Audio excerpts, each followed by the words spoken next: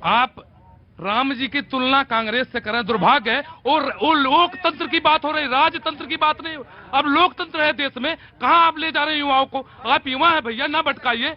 भाजपा एक ऐसी सरकार है, आप भी काम करिए, आप भी रिपोर्ट कार्ड पेश करिए। रिपोर्ट कार्ड पेश करना स्वच्छ राजनीति का एकमात्र उद्देश्य है। हम भी चाह रहे हैं, आप कांग्रेस में कहिए कि मुझे प्रधानमंत्री बनना है, राहुल गांधी ने लात मार के खदेड़ दिए तो बताइएगा। बसपा में कहिए, मायावती से कहिए कि मायावती जी मैं आपके लिए करता हूं, अनुसूचित का उत्थान करूंगा, मुझे मुख्यमंत्री बनाइए। मायावती दरवाजे से अंदर नहीं घुसने देंगी। अखिलेश से कहिए कि मैं यादव, वो भी पूरे उत्तर प्रदेश का यादव नहीं, केवल मैनपुरी का यादव चाहिए, केवल इटावा का यादव उनको चाहिए। हम युवा हैं, हम जानते हैं देश के लिए कौन कर रहा है। अब आराम से वन बाई वन। मेरे भाई ने अरोड़ा जी को बोलने देना। बहुत अच्छी बात मेरे भाई ने बोली कि मोदी जी है तो बिल्कुल ठीक। अरे अडवाणी जी को कहां छोड़ दिया भाई? मुरली मनोहर जोशी जी को कहां छोड़ दिया? अरे अडवाणी जी हाथ पकड़ के ले गए थे, मोदी जी आज साइड में बिठा दिया, नमस्कार भी नहीं करते। जवाब दे देता हूँ।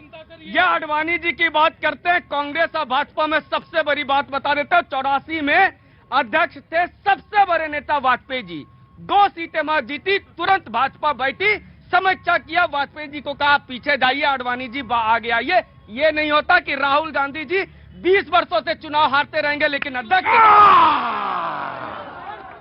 आ गया भैया, आ गया। अरे ताली बजाते हो। कहां से आना हुआ भाई? मयूर विहार फेज 3 उत्तराखंड, उत्तरांचल मैं समझ गया। उत्तरांचल माथे पे लिखा था, उत्तरांचल पढ़ लिया मैंने तो। हाँ जी, डिस्ट्रिक्ट अल्मोड़ा। ये वाह क्या बात है। तो कैसे इधर आना हुआ आज? आगे प्रोग्राम देख के आ गए। तो अभी तो आधा घंटा तो रुकेंगे? नहीं, हाँ रुकेंगे, आधा घंटा रुकेंगे। कुछ बोलना भी है? बोलना कुछ नहीं है हमें, सब ठीक है। हाँ, सब मोदी जी ही आएंगे चाहे कुछ भी कर। अच्छा एक बात बताओ, आप आएंगे क्यों? अभी यही कह रहे हैं। अच्छा तो कह रहे हैं इसलिए आएंगे। ठीक। इसके बाद हाँ जी, ये इन्होंने बात की पंकज सिंह पे। उत्तर प्रदेश में भी 22 में चुनाव हुआ, पंकज सिंह रिकॉर्ड मत से विधानसभा का 2 लाख के मत से अंतर से जीते, लेकिन उनको मंत्री नहीं बनाया गया। उनको बता रहे हैं पंकज सिंह को इसलिए मंत्री नहीं बनाया गया क्योंकि राजनाथ सिंह मंत्री है, इनके खरगे साहब का बेटा कर्नाटक में मंत्री है। ये डिफरेंस है, आपको बताना पड़ता है ये डिफरेंस। और बताइए वंशवाद की शुरुआत कहाँ से हुई? वंशवाद की शुरुआत कहाँ से हुई? आज मैं आपका इतिहास भी बताता हूँ। इंदिरा गांधी घर में बैठी थी, नेहरू जी उठा के लाए। कांग्रेस की सबसे बड़ी संस्था वर्किंग कमेटी का मेंबर बना दिया, घर से उठा के इंदिरा गांधी जी को। उसके पहले वो कांग्रेस की प्राथमिक सदस्य भी नहीं थी, वो बाल सेना बनाई थी। देखो अब आप समझिए कि कांग्रेस कहां से चली थी। जो कांग्रेस थी राजनीतिक पार्टी थी। सरदार पटेल जी की बेटी को इसलिए हटाया गया था, कहते इसको प्रदेश का है अनुभव, राष्ट्र का अनुभव नहीं है, इसलिए उनका पत्ता काटा गया और इंदिरा गांधी जी को घर से बुला करके वर्किंग कमेटी का मेंबर बनाया गया। जी वन में बड़ा आराम से अरोड़ा जी, मैं अब आराम से। प्रदीप जी वंशवाद की बात चल रही है। राजनाथ सिंह जी के बेटे पंकज सिंह कौन? एक मिनट प्रभात जी, पटेल जी की बेटी तक के पैर की धूल तक ना पहुंच पाएंगे हम में से कोई भी ना पहुंच पाएगा। पटेल जी की बेटी के पैर की धूल के बराबर ना पहुंच पाएंगे जिन्होंने पटेल के कंट्रीब्यूशन, पटेल के परिवार को पढ़ा है। इसलिए वहां बहस नहीं होगी, बाकी का होगी जी। गोपीनाथ मुंडे की बिटिया पंकजा मुंडे कौन? अमित शाह के बेटे जय शाह कौन? और पूर्व मुख्यमंत्री हिमाचल के प्रेम कुमार धूमल के वर्तमान के हमारे मंत्री अनुराग ठाकुर कौन? मुझे बताएं, वंशवाद किसे कहते हैं? नारायण राणे के बेटे नीतीश राणे कौन? इसे कहते हैं वंशवाद। अच्छा लगा भारतीय जनता पार्टी को सुध आ गई। उन्हें लगा कि जो वंशवाद की राजनीति कर रहे हैं, अब रिपोर्ट कार्ड पे आ जाइए। रिपोर्ट कार्ड में सब्जेक्ट होगा महंगाई, सब्जेक्ट होगा बेरोजगारी, सब्जेक्ट होगा खिलाड़ी उत्पीड़न, सब्जेक्ट होगा महिला उत्पीड़न, सब्जेक्ट होगा अडानी। इसे कहते हैं रिपोर्ट कार्ड। रिपोर्ट कार्ड ले आए हैं और अरोड़ा जी का कल जन्मदिन था, बड़ी तैयारी के साथ आए अरोड़ा जी, बहुत अच्छा। बस जी अब आप बोलिए जी।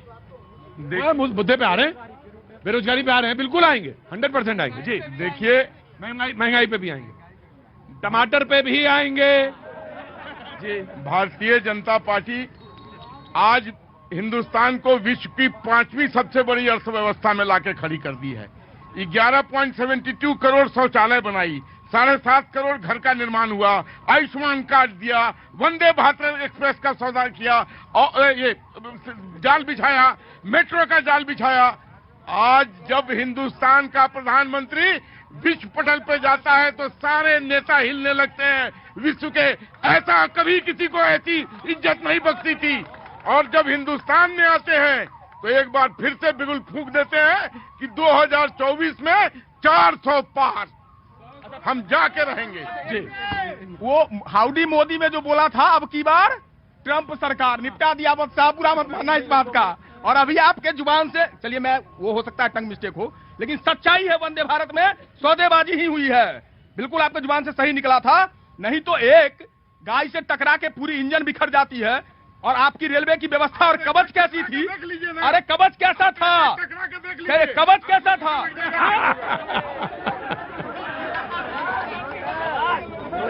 बस जी कह रहे हैं एक बार आप भी टकरा के देख लीजिए जी। नहीं नहीं नहीं अरे बस जी नहीं जी। आपने बात की थी वह भी बेरोजगारी पे जी। आपने बात की रिपोर्ट कार्ड की, 70 वर्ष वर्ष 9 वर्ष का रिपोर्ट कार्ड। मोदी जी का रिपोर्ट कार्ड जनता जानती है, शायद जो जाना न जाना है मुझे नहीं पता, बस जनता जानती है। 370 नहीं हटी। 370 70 सालों में नहीं हटी, 9 वर्ष में हट गई। राम मंदिर 100 वर्ष में नहीं, 70 वर्ष में नहीं बना, 9 वर्ष में बन गया। एक मेडिकल था दिल्ली में, 12 बना दिए। 250 एयरपोर्ट थे, 500 बना दिए। इंटरनेशनल एयरपोर्ट जेवर में दे दिया। और सबसे बड़ी सौगात के बाबा विश्वनाथ का कॉरिडोर बना दिया, करतार से कॉरिडोर बना दिया। 70 वर्ष में कुछ नहीं हुआ। अब आ जाओ रोजगार पर। मेरे समाज को गंदा उठवाया, मैला उठवाया, ठेली पर रखा, रेडी पर रखा, वोट मांगा और सत्ता में हासिल करते रहे। मोदी जी ने योजना दी है, घर बैठे बैठे राशन मिल रहा है, घर बैठे बैठे योजनाएं मिल रही है, घर बैठे बैठे किसानों को निधि मिल रहा है और घर बैठे बैठे बैठे। हाँ 15 लाख की बात करूँ, अगर राम मंदिर मिला है तो 15 करोड़ मिला हिंदुस्तानियों को। राम मंदिर आया आया बेटा आया, तो दूर खड़े हो, आजा आ रहा। अरे सफेद शर्ट पहन के आए तो जरूर पूछेंगे तुमसे। एक मिनट अरे भाई आ रहा हूँ। सबसे पहले तो ईद की सबको बधाई, बहुत बहुत बधाई, बहुत बहुत शुभकामनाएं। आ रहा हूँ। जो ये वंशवाद की बात हो रही है, वंशवाद को पहले ये जो हम व्हाट्सएप यूनिवर्सिटी और फेसबुक यूनिवर्सिटी से ज्ञान लेके आ रहे हैं यहाँ पे कि कांग्रेस ने ये नहीं किया, वो बीजेपी ने वो नहीं किया, तो सबसे पहले हमें कांग्रेस को पढ़ना चाहिए। कांग्रेस ने क्या किया? आज मैं जींस पहन के खड़ा हूँ, ये भी कांग्रेस की देन है, क्योंकि नेहरू जी सबसे पहले प्राइम मिनिस्टर बने, विजनरी लीडर। जहाँ कांग्रेस नहीं जिस देश में, वहाँ जिनसे नहीं पहनते, लुंगी पहन के डालते हैं। कौन सा तथ्य दे रहे हैं भैया? कौन सा तथ्य दे रहे हैं? ज्यादा ना बोला करो। ये जो व्हाट्सएप पे आज हम मैसेज पढ़ रहे हैं, फेसबुक पढ़ रहे हैं, ये राजीव गांधी जी का ड्रीम था कि हर हाथ में मोबाइल पहुंचे। हाँ जी, कंप्यूटर था। अरे वो उसी का आगे जनरेशन। देखिए बोलते हैं ना अरे भाई, अरे रुको अनवर, बोलने दो यार, उसको बोलने दो। हाँ जी बोलो। आधा अधूरा ज्ञान घातक होता है। हाँ। डीपली हमें पढ़ना चाहिए, तब बात करनी चाहिए। आप कंप्यूटर की बात कर रहे हो, शायद मेरे को याद हो, मैंने जो पढ़ा है किताबों से, न्यूज से पढ़ा है, बीजेपी ने कंप्यूटर का विरोध किया था, क्योंकि ये उनका अपना तथ्य था। ये नहीं कि उन्होंने गलत किया, क्यों किया विरोध, मैं उस पर नहीं जाऊंगा। उनका अपना तथ्य था, उनका अपना ये तथ्य था कि भाई रोजगार छिन जाएगा लोगों का अगर कंप्यूटराइजेशन होगा। लेकिन फिर भी कांग्रेस ने उन्हें समझाया। जो पंडित क्या बोलते हैं, डॉक्टर मनमोहन सिंह जी उस टाइम प्राइम मिनिस्टर थे, तो उन्होंने काफी चीजें हुई, उन्होंने समझाया। थोड़ा सा पहले। हाँ। कोई बात नहीं, तो पहले का कोई दिक्कत नहीं। क्या काम करते हैं आप? मैं जॉब करता हूँ एग्रीकल्चर सेक्टर में। और मुझे अच्छा लगेगा अगली बार जब आप आएंगे तो एग्रीकल्चर सेक्टर से बोलेंगे आप, 100% बोलेंगे वहीं से। लेकिन आपने नहीं, आप बोल सकते हैं तो उसी में बोलना चाहिए जिसमें आधिकारिक तौर से आप बढ़िया बोल सकते हैं, लेकिन इसमें भी अच्छा बोले आप। जी ये हाँ, ग्रीन रेवोल्यूशन उसी की देन है। भाई को सुन रहे थे।